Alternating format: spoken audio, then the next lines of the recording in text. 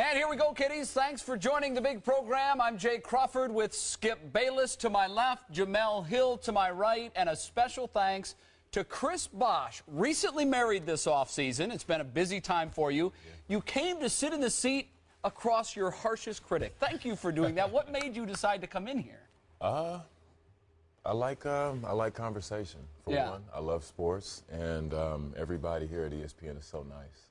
And, except everybody? Are you sure? Everybody? Close to everybody. Just let me say, I do respect Chris for having the guts to come and sit across from me. Thank you very much. All right. I welcome you, and now let's see where we can go. Yeah, let's as they say, let's get ready to rumble, because as you know, Chris, Skip has been your biggest critic, and he fair or foully has liked to refer to you as Bosh Spice. And I'm assuming that's where you're going to begin with our first question, but why don't you start by responding to Skip and the criticism that he has had of you throughout the, particularly the past year? Well, I just want to put it out there. I don't have a problem with you at all. You know, we're both professionals. We both do our jobs, I'm sure. You know, you work hard. We've got the Southwestern connection. We do have that. KC and everything. Yep. My only problem is just the whole misuse of the name. If I stink it up on the court, that's fine. I don't have no problem with you. I love jokes. I love cracking on jokes. My thing is, my family, we take a lot of pride in our name.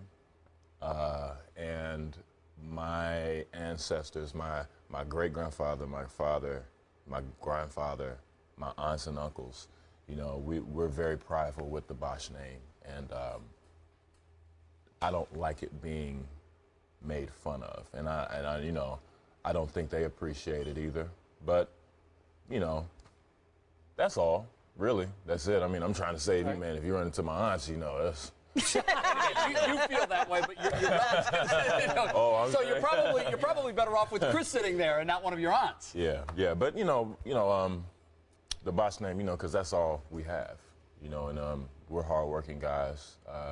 You know, my father and his fathers, they've paved the way for me to do what I'm doing today, and, you know, that's like my main issue. Okay. I respect the Bosh name, but I have no regrets with referring to you occasionally, especially early and at midseason, as Bosh Spice. I admit I was very tough on you, but I thought that your performance with the Miami Heat, the Heatles, warranted an occasional use of that nickname, because I thought it was fitting and accurate, because occasionally early on with this team, I thought you were soft and passive and unaggressive. And you always had the power all year long to defend the Bosh name. You could shut me up at any time by simply performing. And ultimately in the postseason, you didn't hear me calling you Bosh Spice anymore. And we're going to get to that in just a second. Yeah. But I want you to know that when you were in Toronto, I rarely spoke about you on this show. In fact, I might not have ever spoken about you on this show, because you were basically irrelevant to me. As fine a player as you were, perennial all-star for 7 years, toiling in obscurity in Toronto, you were a non-factor here. But you chose, Chris Bosh, to join LeBron James and Dwayne Wade in Miami for $110 million.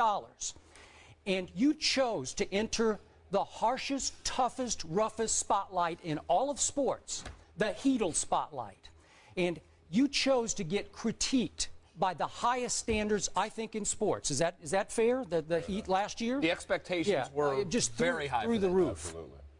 And unfortunately, when you walked in the door, you walked into a situation in which your new team did not have a quality big man. So all of a sudden, power forward Chris Bosh really had to play even bigger than ever. You had to play to your 6 feet 11 inches. Is that a fair? Or they list you at 6'11". I'm not sure you're quite there. But you had to play as if you were 6 feet 11 inches tall. You had to play bigger and stronger and with more intensity than you ever had, especially after your team early on lost Udonis Haslem, who was your guts and glue player that you finally got back in the playoffs. So what happened right out of the box? You go to New Orleans, sixth game of the year. Chris Bosh has 1 rebound in 34 minutes, and hence Bosh Spice was born the next day on this show. That's unacceptable to me. Yeah, and you know what? I think most of it is my fault. because, yeah, just like you said, I did have a chance to, you know, kind of respond to it just through playing. Coming from Toronto to Miami, it was just a different situation. It was. So different things mess with me. But I would like to thank you, though, because you've given me a lot of motivation. I hope so. You know, that's something that I wanted to touch on with you, and I'm glad you went there, because Skip is hard on not just you. I mean, you know, that's his shtick. That's what he does. If he feels that you aren't playing up to expectations, he will nail you for it.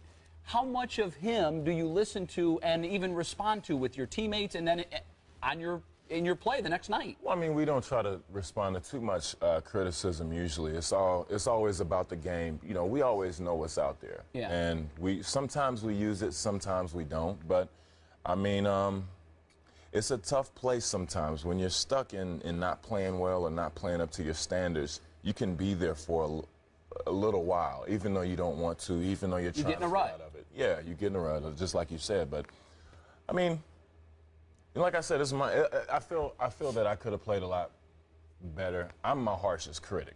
Okay. I just want to make sure everybody knows that I'm my own harshest critic. It's nothing anybody in this world can say that I haven't heard from in here. Okay. You know. Did you feel that was a fair reference to go there after your game in New Orleans? Because I'm sure if you weren't watching that day, you certainly heard from many people that what he called you. Yeah, I don't like the reference, but I can't say anything about the performance. Well, I will say this, though, just I guess as the neutral observer. The one problem I had with what you called him is the fact that it drove a different kind of conversation. Now, Skip, you know, you drive this show, you're very popular, and people pick up what you say like LeBrick, and they run with it. Now, I wrote a column defending Chris because I thought that he got a lot more flack than he really deserved. A lot of people didn't see you play in Toronto. They didn't understand what your game was. You're not a power player. You're more of a finesse guy who is able to rebound, but that's not the strength of your game necessarily. So it was as if they had a different expectation than what they actually got. Yeah, you definitely struggled early, but I think because not just your play, but the type of person that you are, you're very versatile. You come off as just kind of a worldly guy. You appreciate different things. You like jokes, the commercials. And so you're a different kind of athlete than I think most people encounter. And I think they've used that to take shots at your masculinity. They picked up cues from you because whether, you know, regardless of, I know how you meant it, but people look at that as you comparing him to a woman. And anytime you compare a man to a woman, it's taking it to a totally different place. And I feel like a lot of people out there, whenever you have a bad game, it's one thing if people jump on you. But the Bosh Spice and other references, I think it goes to sometimes a very disturbing and uncomfortable place. And that's the part where I feel like the responsibility is with you in terms of driving that conversation. Hey, I can't stop what people do on Twitter. I can't stop what people read into. Yeah, it's a play off a female's name, but again, I thought it was fitting to your softness strictly on court. That soft, unaggressive performance on court. And just to finish the season now, it came back again at mid-year. You had your 1 for 18 at Chicago. Then your team goes on a down spiral. You lose 6 of 7, culminating in your worst performance of the season, which was at home against Portland on a Tuesday night. You go 7 points, 4 rebounds. The team hit bottom as you hit bottom. But I found this very interesting.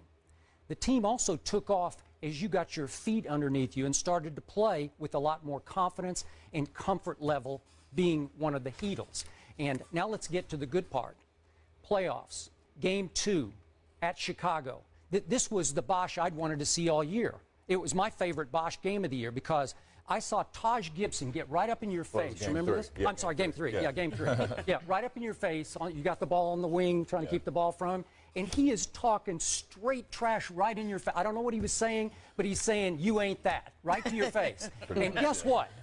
You responded like crazy. That was the first game all year where I saw you play what I call play mad, play angry, play with fury, and you took it out on the Bulls. And that closeout game at Chicago was a tour de force, 20-10. So I saw that. I thought in the playoffs, big picture, you played the biggest of the big three.